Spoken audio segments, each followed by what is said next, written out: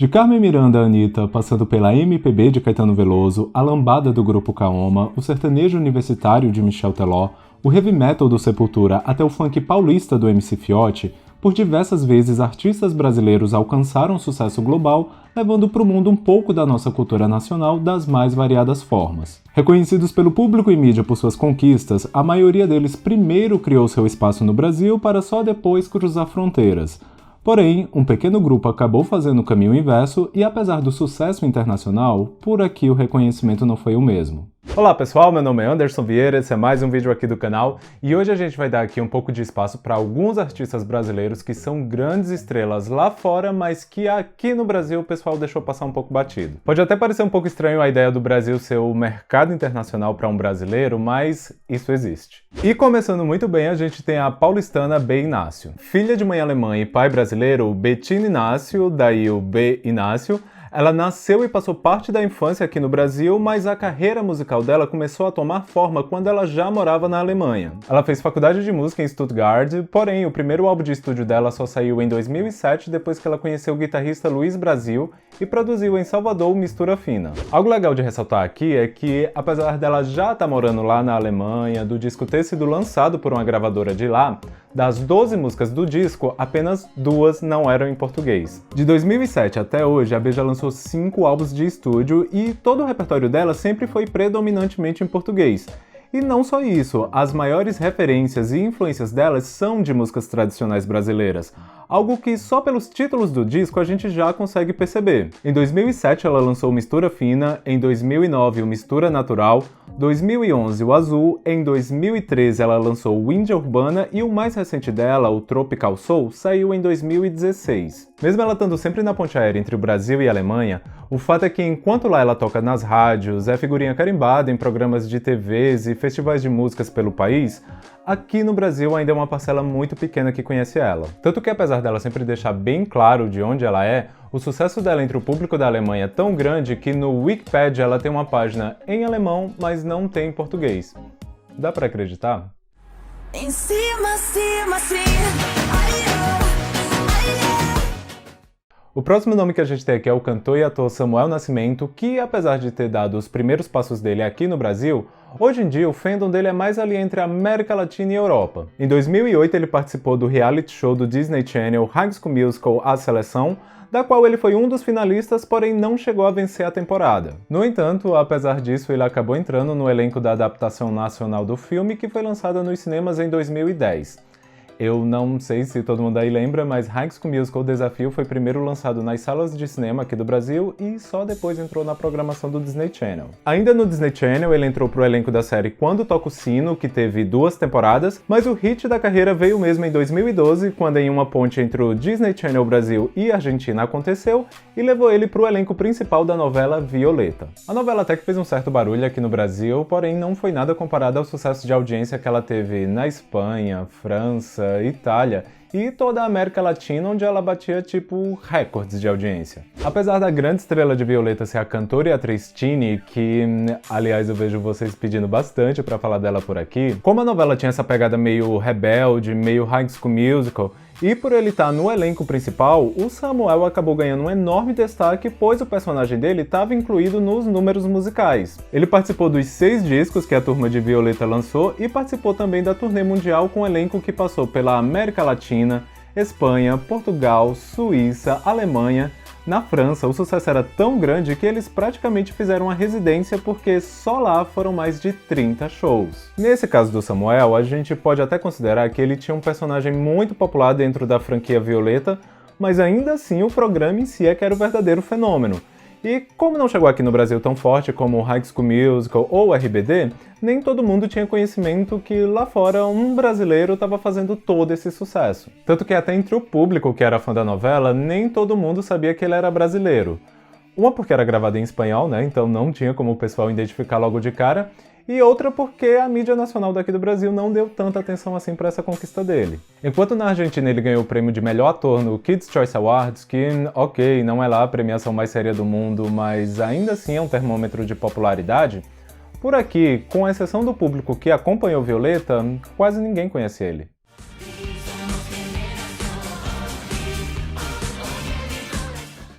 Agora a gente vai um pouquinho mais longe para falar da Laura Risotto, que, assim como Samuel, também tentou iniciar a carreira dela aqui no Brasil, porém o reconhecimento só veio lá na Europa.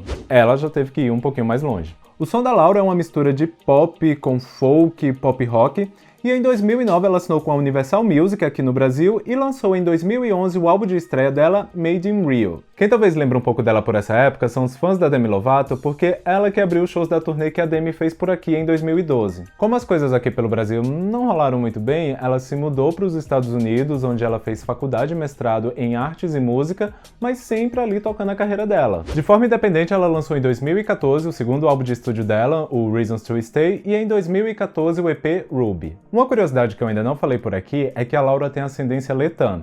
A mãe dela nasceu na Letônia e o pai dela tem dupla cidadania. E o engraçado é que, mesmo na época do primeiro álbum, apesar de aqui pelo Brasil o pessoal não ter dado muita atenção, as músicas dela já apareciam lá na parada musical da Letônia. Mas enfim, no final de 2017 ela participou das seletivas nacionais que ia decidir quem iria representar a Letônia no Eurovision.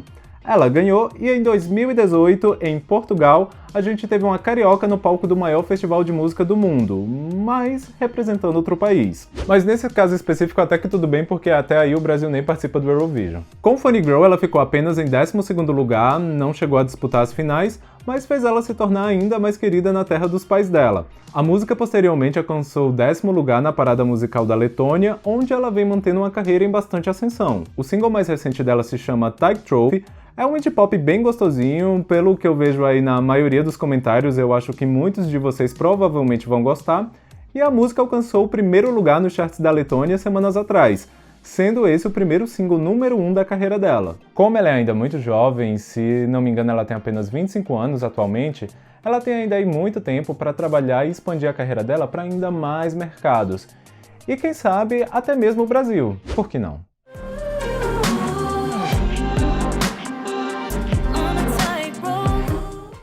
Antes da gente seguir em frente, já deixa o like aí no vídeo, beleza? Continuando pela Europa e novamente lá na Alemanha, uma das personalidades da mídia local mais conhecidas no país é uma brasileira chamada Fernanda Brandão. A Fernanda é modelo, atriz, cantora, apresentadora, sabe aquela pessoa que tá na mídia e que você vê ela praticamente em todas as áreas? Bem isso. E tudo começou para ela como dançarina quando ela apareceu em clipes de artistas como Kylie Minogue, Pink, Henrique Iglesias, entre outros. A carreira dela na música é dividida em algumas etapas, mas ela começou a fazer um pequeno barulho ali por volta de 2002, quando ela assinou com a Edel Records e lançou o single Wherever You Are, I Feel Love. Nessa época ela usou o nome artístico Lava, quem teve aí aqueles DVDs do Planet Pop talvez lembre dela. O sucesso foi um pouco moderado, mas meio que serviu como uma porta de entrada para ela no mercado. Tanto que apenas 2 anos depois ela formou um trio ao lado de uma outra garota que é boliviana e um cantor lá da Alemanha mesmo. Eles ganharam um contrato com a Polydor/Universal Music e aí os grandes hits vieram. O grupo se chamava Hot Banditos e o som deles era um pop com um toque bem latino, sempre fazendo referência à nacionalidade de todos os integrantes, e por lá, o maior hit deles foi a música Vel Vel, que chegou a receber certificado de ouro por ter vendido mais de 250 mil cópias no país. Não chega até a ser um pouco estranho uma música latina ter feito tanto sucesso na Alemanha e na Rússia, porque eles também chegaram a fazer um pequeno barulho por lá. E aqui no Brasil, país de uma das integrantes, quase ninguém sequer ter ficado sabendo. Porque vamos lembrar que isso era 2004 e uma música só cruzava os oceanos se a gravadora tivesse disposta a investir na divulgação. O que não foi o caso aqui. O contrato do Hot Banditos com a Universal durou até 2010, eles lançaram alguns álbuns e vários singles, até que em 2010 a Fernanda voltou a trabalhar em carreira solo, dessa vez usando o próprio nome dela e lançou o single Gigolô. Apesar de ser em português, a faixa novamente foi mais focada para o mercado europeu e ela lançou em parceria com o produtor Ten New Jam, que já foi indicado ao Grammy e é um dos nomes por trás de hits como Me Against the Music, da Britney Spears, e Change, do grupo britânico Sugar Babes. Gigolô foi o último trabalho da Fernanda como cantora, porém, a partir daí ela foi começando a expandir para outras áreas. Ela foi jurada na versão meio que equivalente do programa Superstar na Alemanha e da versão austríaca da franquia Popstar, e desde então ela é figurinha cativa em programas de variedade, reality shows e outras atrações por lá. Um dos projetos mais recentes da Fernanda é o documentário Children of the Forgotten, onde ela relata a experiência dela e do diretor Roma Rutten junto aos índios da etnia Runi na floresta amazônica. O projeto foi lançado em formato de curta-metragem e livro de fotografias. Esse é o meu recado para todos os gigolôs.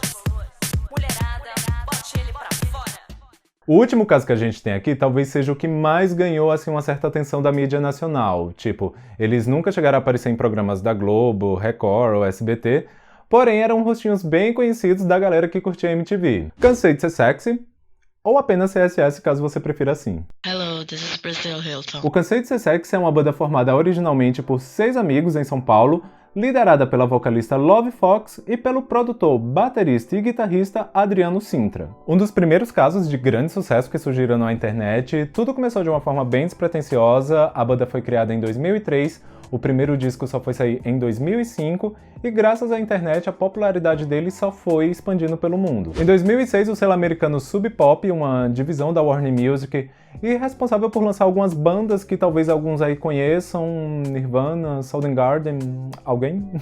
Assinou com eles e aí sim as coisas começaram a decolar de verdade. É até difícil definir o Cansei de Ser Sexy em apenas um gênero musical, porque, eles misturavam basicamente tudo. Indie, rock, eletrônico, pop, tudo de uma vez só, tudo numa mesma música. Era uma confusão muito bem organizada. Óbvio que o visual, a atitude e até o próprio nome da banda já era algo que impactava, e a soma de tudo isso fez com que a mídia no mundo inteiro colocasse os olhos neles. A versão internacional do álbum de estreia deles alcançou a nota 73 no Metacritic, eles foram a atração do festival Glastonbury no Reino Unido, e até no YouTube eles fizeram história por terem sido o primeiro artista a atingir a marca de 100 milhões de visualizações graças a uma parceria deles com a Apple que usou a música deles no comercial de lançamento do iPod Touch. Como a Apple vinculou esse comercial na TV aberta, a popularidade do Cansei de Ser Sexy nos Estados Unidos explodiu e em 2007 Music's My Hot Hot Sexy alcançou a posição 63 na parada musical da Billboard. Nenhum outro artista brasileiro chegou tão longe no mercado americano desde então, e sem querer desmerecer um ou outro, mas dá pra perceber como foi diferente da época que o Michel Teló viralizou com Ai Se Eu Te Pego e todo mundo só falava disso? Só por curiosidade, Ai Se Eu Te Pego alcançou a posição 81 na Billboard em 2012. O impacto global que o Cansei causou foi muito grande dentro do que a gente pode considerar como indie. Em 2008 eles lançaram o álbum Donkey, que deu as caras nas paradas musicais do mundo todo, da Billboard dos Estados Unidos ao Oricon no Japão. Porém, com o tempo e após alguns conflitos internos, a popularidade da banda foi diminuindo, cada um foi indo pro seu lado, e em 2013 o CSS lançava o seu último álbum de estúdio até então, Planta. Talvez eu tenha resumido um pouco demais a trajetória do Cansei de Ser Sexy, mas isso porque eu já tinha ideia de fazer um outro vídeo deles. Mas ao mesmo tempo, se eu não falasse deles num tema como esse, eu sei que vocês iam me descascar aí nos comentários. Então, nos comentários desse vídeo, caso eu veja que vocês realmente tenham interesse neles, um pouquinho mais pra frente eu preparo.